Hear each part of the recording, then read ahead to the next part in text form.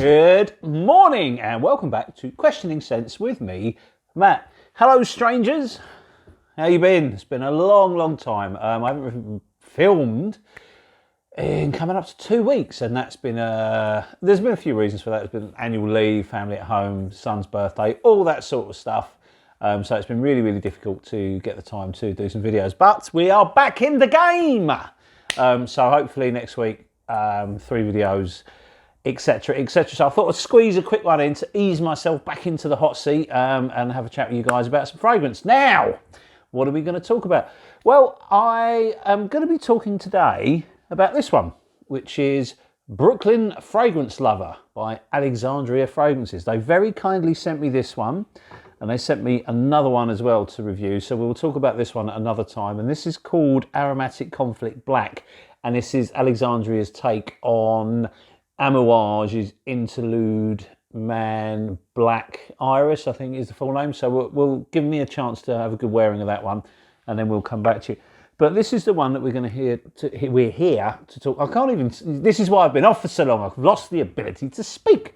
So today we are looking at Brooklyn Fragrance Lover from Alexandria Fragrances, which is their take on Kilian's Angel's Share. So what we'll do is, I'm wearing it today. We're going to have a little spray. We'll look at the notes and we'll talk about it, how I think it is, how it wears, etc. But before we do that, obviously we need to talk about Carlos, who, as everybody knows, was the Brooklyn Fragrance Lover. And, what a guy.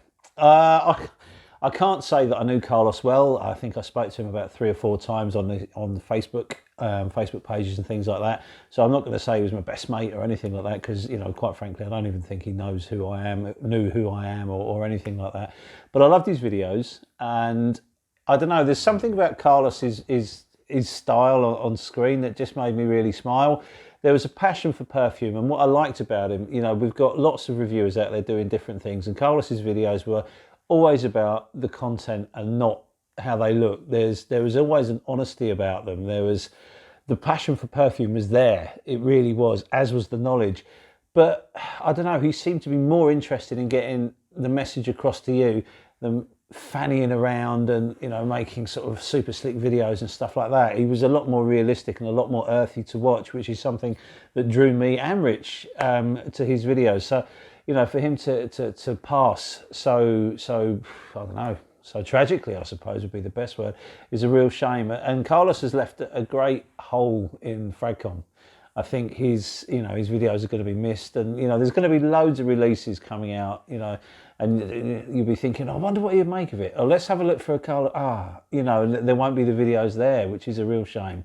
So yeah, just a real horrible thing to happen, and Carlos is going to be really sadly missed. So Brooklyn Fragrance Lover is Alexandria's take on by Kilian's Angel's Share. Now, I was sent a 2 ml or a 1.5 ml sample of this by a friend of mine when it first came out, and I received the sample, sprayed it, and thought, yeah, quite like this.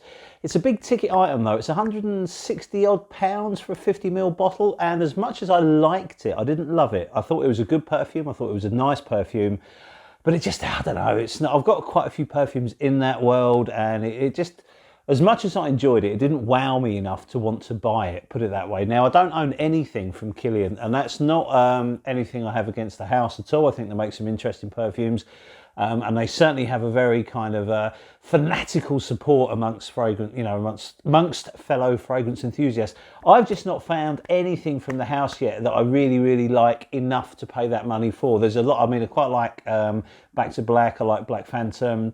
Dark Lord I haven't tried yet. I think a lot of people think I'm really going to enjoy that one as well. But these are very expensive perfumes, and I think the problem I've got is I've got a large collection and I don't want to replicate things all the time. So, when I'm buying a perfume, especially an expensive one, it's got to be perfect. It's got to be the one that's going to fit in the collection. So that's kind of where I am with it. It's a nice fragrance, and I can understand why people love it. But for me, it was just never going to be one that I would want to own. So when Alexandria said, look, we're going to send you this, for, can we send you this so you can give us an opinion on it and see what you think? I was like, yeah, really good, because I like the original, but I don't love it. So let's see how I get on with this one. What we'll do, I'm wearing it now. We're going to have another little spray, then we'll go through the notes and we'll talk about it. I'd like to try and treat this more of a review or a discussion on this perfume as itself, rather than constantly sort of do a comparison, because I haven't got it side by side, so I can't tell you exactly. But from memory, I'd say they're pretty damn close. I don't think they're that far out at all. I think they've pretty much nailed it. But let's just talk about this one. So we'll give it a quick spray now. Both hands. Presentation is fabulous with these. Sorry, I keep holding it the wrong way around. I love these little bottles. They're really, really good. They come in a very nice box with a lovely lining. You know, the presentation is excellent. I think Alexandria take a lot of pride in the presentation and the way they put their perfumes out. The bottles are very solid. I mean, they're very functional, nothing exciting. It tells you what it is and it works. Wooden cat kind of thing. What more do you want, really? Anyway, let's get into it. So the notes, according to Alexandria's site, are cognac, cinnamon, tonka bean, oak, praline, vanilla and sandalwood. Guess what? It's sweet. It's very sweet. And it's lovely. It really is nice. I like the boozy opening. I love the little bit of spice that comes into it. I love the woods. The woods are kind of what makes it. I think that booziness opens up and sets its stall out. It knows that you're going to get a subtly boozy. It's not anywhere near as boozy as I thought it was going to be. And that goes for the original. I'm at it. Oh, sorry, I'm going to have to keep cross-referencing. But I didn't think the original was as boozy as I thought it was going to be either. So it is a boozy fragrance, but it's not overly. It's not like Baroronda or something like that, which is all about the booze. It's using all of these notes basically to form one. And what I will say again is the smoothness of this. The way it just all blends together. It's a very linear perfume as far as I'm concerned. It gets light, it's lighter, and then it gets a little heavier, a little more woodsy, but the whole process is smooth. And it's a creamy, dreamy, sweet fragrance. It's, it's a perfect sort of winter wear. I think it's an autumnal wear, and at the moment in London, the spring is very, very cold, so it's going to be perfect. Well, it is perfect for that. I want it to work, and it's been really, really good. And what I will say is, because it's not as boozy as you think it's going to be, it is one that you can wear to work. I mean, I don't work in an office, so I have no problems at all wearing it to work. And I think it'll be okay for the office too. I don't think it would be, it's not too boozy, it's not too drink orientated. I think it's just a sweet, spicy fragrance.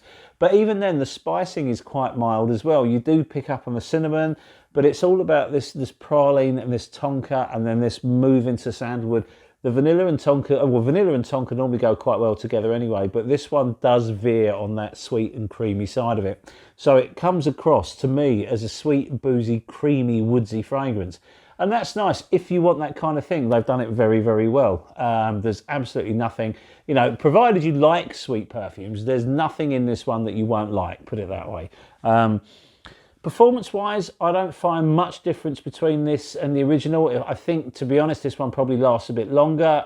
It's interesting the way it works, though, for me, because when I first got it, I sprayed it and thought, oh, it's lovely, but it's very, very soft. So I left it a week or so, sprayed it again, but this time I only wore it on my hand. And I think what happened when I sprayed it the first time, I probably put too much on and I kind of lost it a little bit.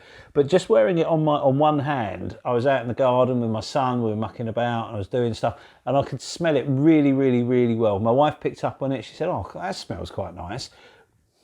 So it's a lot louder than I thought it was. So I think what I would say is it projects very, very well for the first hour.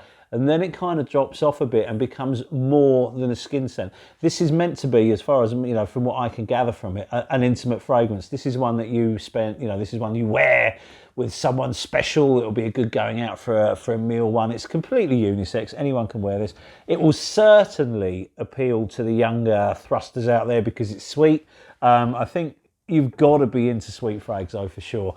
But for a younger fragrance enthusiast, can they pull it off? Yes, of course they can, and they will probably enjoy it. For the more mature fragrance enthusiast, such as myself, it might be a little bit too sweet, but it smells nice. There's nothing unpleasant in the fragrance at all. It lasts an awfully long time though, Once it's on, it's there for 8, 9, 10 hours, maybe even longer. And I noticed that I accidentally got some on a shirt and it was really, really noticeable the next day. So if you're one of these people that like to spray on clothes, I don't particularly like to do that. It happens by accident. But if you like to spray on clothes, it's perfect. It'll be a lot louder on clothes as well. Because the next morning when I picked my shirt up to put it in the wash, it really, really was very, very noticeable. So, you know, if it's too soft for you on skin, and it's not too soft for me by any means, but if you just wanted that little bit of extra volume, then, you know, put it on clothes. I think it's a great frag. I think they've done a really good job of it, and I think, you know, it's a lovely tribute to Carlos, you know, and that's my thoughts on that matter completely. So in terms of cost, I think this costs £55 for the bigger 50ml, or I think it's £35 for a 30ml bottle. So, you know, perfect pricing. When you put that up against £165 for 50ml of the original, for me it's a bit of a no-brainer. As I've said, you know, there was no way I was going to buy the original anyway, and this more than satisfies any urge I have to smell it. So I think Alexandria have done an incredibly good job of this one. I recommend trying it at least. You know, you can get samples from Alexandria, so, you know, do get a sample of it and see what you think. But if you like the original, this is an easy blind buy for you. If you like a sweet, boozy, but not overly boozy fragrance, again, this is a good one. Totally unisex, anyone can wear it, anywhere you can wear it. But for me, it's perfect for a cooler evening or a lovely night out. So there you have it. They've done a good job of this one, and I think you will enjoy it if you like a sweet fragrance. So there you have it. Many thanks for your time. I hope you enjoyed the video. There'll be plenty more coming, finally, and I look forward to seeing you on the next video. So anyway, thank you very much for your time. Cheers and bye.